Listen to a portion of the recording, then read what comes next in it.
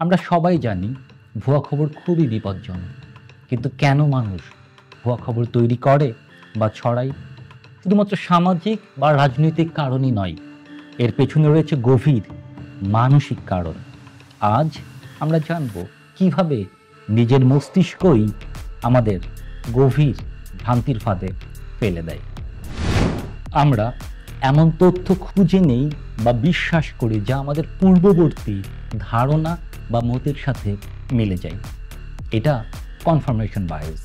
যেমন, যদি কেউ বিশ্বাস করে যে একটি গোষ্ঠী দেশের ক্ষতি করছে, তাহলে সেই গোষ্ঠীকে খারাপ দেখানো যে কোনো ভুয়া খবর মানুষ অনেক ক্ষেত্রেই যাচাই না করেই বিশ্বাস করে ফেলে এবং শেয়ার করে। সোশ্যাল মিডিয়ার মাধ্যমে প্রতিনিয়ত এত তথ্য আমাদের কাছে আসে যে অনেক ক্ষেত্রেই আমাদের পছন্দের কিছু হলেই বা যাচাই না করেই আমরা বিশ্বাস করে ফেলি এবং সেটা শেয়ার দিই।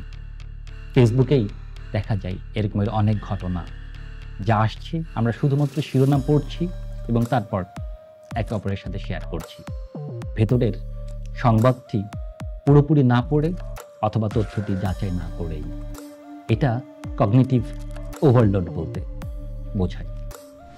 ইন গ্রুপ বায়াস, আমরা নিজের দলের তথ্য সহজে বিশ্বাস করি এবং বিরোধী দলের বক্তব্যকে আমরা বিশ্বাস করতে চাই না। অনেকের ক্ষেত্রেই দেখা যায় যে নিজের পছন্দের কোনো নেতা বা ব্যক্তিত্বের ভুয়া খবরও আমরা সহজেই বিশ্বাস করি এবং বিরোধী পক্ষের কোনো পজিটিভ নিউজ আমরা বিশ্বাস করতে চাই না। ভয় বা আতঙ্ক মানুষকে খুব সহজেই ভ্রান্ত করে দেয়, যার ফলে দেখা যায় যে ভীতিকর বা আতঙ্কমূলক কোনো পোস্ট বা তথ্য আমাদের সামনে আসলেই কোনো যাচাই ছাড়াই আমরা সেটা ছড়িয়ে দিই।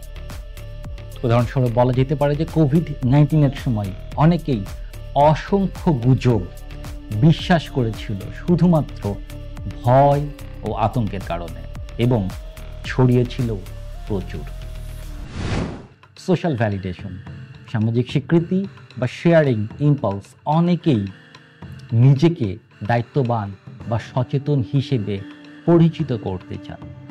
উদাহরণস্বরূপ বলা যায় যে সোশ্যাল মিডিয়াতে এমন অনেক পোস্ট দেখবেন, শেয়ার না করলে আপনি ভালো মানুষ নন বা আপনি দায়িত্ববান নন, এরকমের কোনো লেখা সমৃদ্ধ পোস্ট দেখলেই আমরা নিজেকে ভালো মানুষ বা দায়িত্ববান বা সচেতন হিসেবে পরিচিত করার জন্য শেয়ার করে ফেলি, যাচাই না করেই।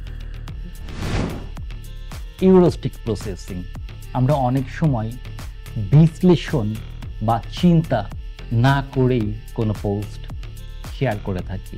এই পোস্টে এত লাইক, এরকম হাজার হাজার বা মিলিয়ন ভিউ, লাইক বা শেয়ার দেখে আমরা কোনো কিছু বিবেচনা না করেই সেই পোস্টটি শেয়ার করে থাকি বা সত্য বলে গ্রহণ করে নিই।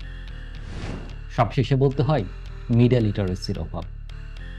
মিডিয়া লিটারেসির অভাবে আমরা অনেক ক্ষেত্রেই তথ্য যাচাই না করেই বা কিভাবে তথ্য যাচাই করতে হয় সেটি না জেনেই অন্ধবিশ্বাস বা নানান রকম কারণে মানসিকভাবেই অপ্রস্তুত থাকি এবং এই দুর্বলতার সুযোগে নানা রকম অপতথ্য বা ভুয়া খবর শেয়ার করে থাকি এবং নানান ধরনের ভ্রান্তিকর পরিস্থিতি সমাজে বা পরিবারে তৈরি করে থাকি।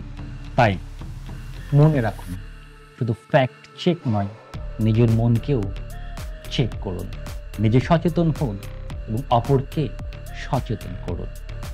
আমাদের কন্টেন্টগুলো প্রতিনিয়ত দেখুন এবং নিজেকে সচেতন ও সমৃদ্ধ করুন। সাথেই থাকুন। ধন্যবাদ।